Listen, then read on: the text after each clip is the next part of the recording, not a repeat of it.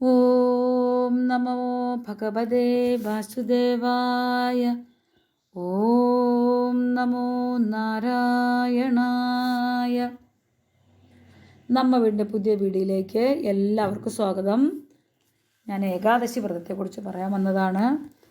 ഏകാദശി വ്രതങ്ങളിൽ ഏറ്റവും ശ്രേഷ്ഠമായ സ്വർഗവാതിൽ ഏകാദശി വൈകുണ്ഠ ഏകാദശി നമുക്ക് സമാഗതമായിരിക്കുകയാണ്. 10-ാം തീയതിയാണ് വൈകുണ്ഠ ഏകാദശി വരുന്നത്.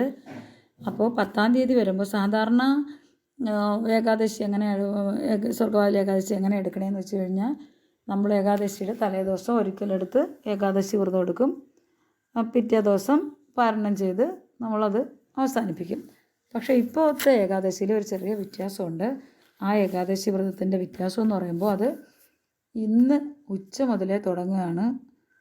ഇന്ന് ഉച്ച മുതലേ നമുക്ക് ദശമി തുടങ്ങി കഴിഞ്ഞു. അപ്പോൾ ദശമിയിലാണ് നമ്മൾ ഒരിക്കൽ കഴിച്ചെടുക്കേണ്ടത്. പക്ഷേ എന്ന് വെച്ച് നമുക്ക് നാളെ ഒരു ദിവസം കൂടി കിടക്കണോണ്ട് ഇന്ന് നമ്മൾ ഒരിക്കൽ എടുക്കണമെന്നില്ല. വ്രതം മാത്രം എടുത്താൽ മതി. പക്ഷേ നാളെ 12 മണിയോടുകൂടി ദശമി തീരും. അപ്പോൾ അതിന് മുമ്പായി തന്നെ നമ്മൾ ഒരിക്കൽ ഊണ് കഴിച്ചിരിക്കണം. അത് കഴിഞ്ഞാൽ നമ്മൾ പൂർണ്ണ ഉപവാസം എടുക്കേണ്ടതാണ് ഏകാദശി വ്രതം എടുക്കുന്നവർ. പിന്നെ ഉപവാസം എല്ലാവർക്കും എടുക്കാൻ പറ്റാത്തവർക്ക് ഒരു നേരത്തെ ഭക്ഷണം കഴിക്കാം. അത് അരി ആവാതെ ഗോതമ്പായാൽ നല്ലത്. അരി ആയാലും മതി, അല്ലെങ്കിൽ ഫ്രൂട്ട്സ് ആയാലും മതി, അല്ലെങ്കിൽ വെള്ളം മാത്രം കുടിച്ചും എടുക്കാം.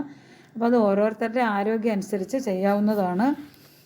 അപ്പോൾ പിന്നെന്താ, ഈ നമുക്ക് 10-ാം തീയതിയിലന്ന് ഏകാദശി വ്രതം എന്ന് പറയുകയാണെങ്കിലും, ഇപ്പം ഇന്ന് ഉച്ച മുതലേ ദശമി തുടങ്ങിയത് കൊണ്ട് നാളെ ഉച്ച വരെ ഉള്ളൂ. അപ്പോൾ അത് കഴിഞ്ഞ ഏകാദശി തുടങ്ങിയിട്ട് മറ്റന്നാൾ 10-ാം തീയതി രാവിലെ 10 മണിയോടുകൂടി ഏകാദശിയുടെ അത് കഴിയുകയാണ്. പക്ഷേ എങ്കിലും നമ്മൾ വ്രതം മുടക്കാതെ എടുക്കണം. എന്നിട്ട് ശനിയാഴ്ച രാവിലെ 8-8:30 മാത്രമേ നമ്മൾ പാരണം ചെയ്ത് വ്രതം അവസാനിപ്പിക്കാവൂ. അപ്പോൾ ഈ ഏകാദശി വ്രതം എന്ന് പറയുമ്പോൾ ഏറ്റവും വ്രതങ്ങളിൽ വെച്ച് ഏറ്റവും ശ്രേഷ്ഠമായ ഒരു വ്രതമാണ്. ഇതെടുക്കാൻ പറ്റിയ വളരെ ഭാഗ്യമാണ്. പറ്റാവുന്നവരെല്ലാം തന്നെ എടുക്കുക. എല്ലാ തരത്തിലുള്ള മാനസിക സംഘർഷങ്ങളെല്ലാം ഒഴിവായി നമുക്ക് നല്ല രീതിയിൽ ജീവിക്കാനുള്ള ഒരവസരം ഭഗവാൻ നമുക്ക് ഉണ്ടാക്കി തരുന്നതാണ്. ഈ ഏകാദശി വ്രതം വർഷങ്ങളായി എടുക്കുന്ന എത്രയോ ഭക്തജനങ്ങളുണ്ട്. അവരുടെയൊക്കെ മരണസമയമാകുമ്പോൾ അവർ വിഷ്ണുപാദം തന്നെ പോകും. പിന്നെ സ്വർഗവാതിൽ ഏകാദശിയിൽ വേറൊരു പ്രത്യേകത എന്ന് പറഞ്ഞാൽ സ്വർഗത്തെ വാതിൽ തുറന്നിടുന്നതാണ് പറയുന്നത്. അതുപോലെ തന്നെ നമ്മൾ അമ്പലത്തിൽ പോകുമ്പോൾ മുൻവശത്തെ വാതിലിലൂടെ കയറിയിട്ട് ബാക്ക് ഭാഗത്തെ വാതിലിൽ കൂടെ പുറകുവശത്തുള്ള വാതിലിൽ കൂടെ തന്നെ നമ്മൾ പുറത്തിറങ്ങണം. ഒരേ ഭാഗത്തൂടെ തന്നെ കയറുകയും ഇറങ്ങുകയും ചെയ്യരുത്. അതൊരു പ്രത്യേകതയാണ്. സ്വർഗവാതിൽ ഏകാദശിക്ക് അമ്പലത്തിൽ പോകുമ്പോൾ എല്ലാവരും ശ്രദ്ധിക്കുക.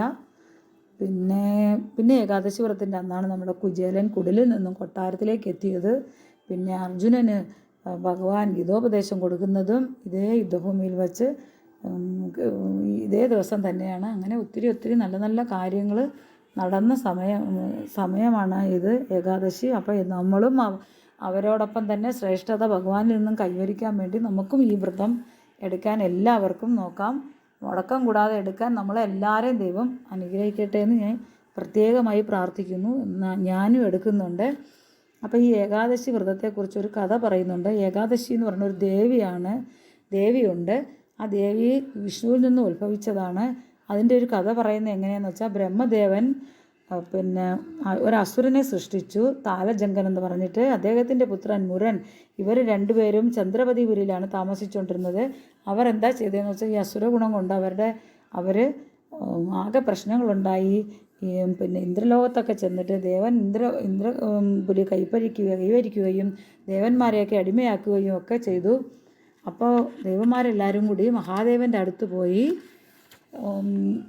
കഷ്ടത പറയാൻ വേണ്ടി ചെന്നപ്പോൾ മഹാദേവൻ എന്തോ ചെയ്തു, വിഷ്ണുവിൻ്റെ അടുത്തോട്ട് പോയി. അപ്പോൾ അവരെല്ലാവരും കൂടി ചെന്ന് വിഷ്ണുവിൻ്റെ അടുത്ത് ചെന്ന് സങ്കടം എന്ന് വെച്ചപ്പോൾ വിഷ്ണു ഭഗവാൻ എന്തോ ചെയ്തു, വിഷ്ണു ഭഗവാൻ അപ്പം തന്നെ വിഷ്ണു ഭഗവാനിൽ നിന്നും ഒരു സുന്ദരിയും അതിശക്തിയും ആയ ഒരു ദേവി ഉത്ഭവിപ്പിച്ചു. ആ ദേവി ഉത്ഭവിച്ച ദിവസം ഏകാദശിയായിരുന്നു. അപ്പോൾ ആ ദേവിക്ക് ഏകാദശി ദേവി എന്ന് നാമകരണം ചെയ്തു.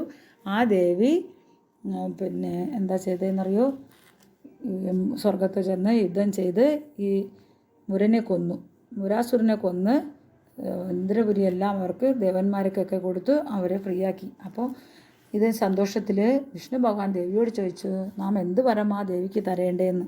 അപ്പോൾ ദേവി പറഞ്ഞു, ഈ വ്രതങ്ങളിൽ വെച്ച് ഏറ്റവും ശ്രേഷ്ഠമായ എൻ്റെ പേരിൽ അറിയപ്പെടുന്ന ഒരു വ്രതം ഉണ്ടായി അതിൽ എടുക്കണം എന്നുള്ള സ്വന്തം പേരിലൊരു വ്രതം ഉണ്ടാക്കണമെന്ന് ആവശ്യപ്പെട്ടു.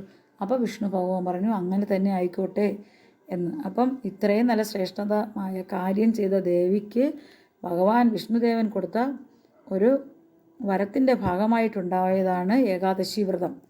അപ്പോൾ ആ ഏകാദശി വ്രതത്തിന് അത്രയും തന്നെ പ്രാധാന്യമുണ്ട്. അപ്പം നമ്മൾ അതേപോലെ ഏകാദശി വ്രതം എടുക്കേണ്ടതാണ്.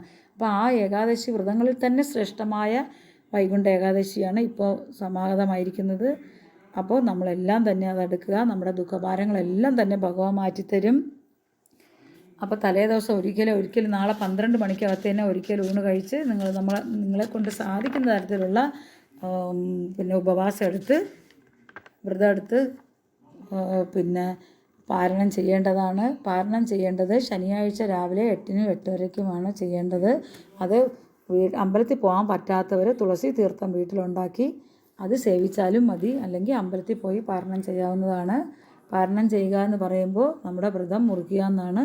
അപ്പോൾ ശനിയാഴ്ച രാവിലെ നമുക്ക് എല്ലാവർക്കും കൂടി വ്രതം മുറിക്കാം. അപ്പോൾ എല്ലാവരും ഇപ്രാവശ്യം കണ്ടില്ലേ ഓരോരോ മാരണങ്ങളായിട്ട് വന്ന് പിടിച്ചുകൊണ്ടിരിക്കുന്നത്. അതിനുവേണ്ടി നമുക്ക് എല്ലാവർക്കും ചേർന്ന് പ്രാർത്ഥിക്കാം. ലോകാ സമസ്ത സുഖിനോ ഭവന്തു. അപ്പോൾ ഈ വീഡിയോ നിങ്ങൾക്കൊക്കെ ഇഷ്ടപ്പെട്ടു, ഈ പറഞ്ഞതെല്ലാം നിങ്ങളുടെ മനസ്സിൽ ഉൾക്കൊണ്ടിട്ടുണ്ടെങ്കിൽ നിങ്ങളത് വേറെ എല്ലാവർക്കും കൂടി ഒന്ന് ഷെയർ ചെയ്ത് കൊടുക്കുക. എല്ലാവരും ഈ കാര്യങ്ങളെല്ലാം അറിയാത്തവരൊക്കെ അറിഞ്ഞോട്ടെ. എല്ലാവർക്കും അറിയാമായിരിക്കാം, എന്നാലും നിങ്ങൾ ഷെയർ ചെയ്ത് കൊടുത്ത് എനിക്ക് നിങ്ങൾ സപ്പോർട്ട് ചെയ്യുക. അപ്പോൾ അടുത്തൊരു പുതിയ വീഡിയോയുമായി വരുന്നവരെ എല്ലാവർക്കും ബായ്.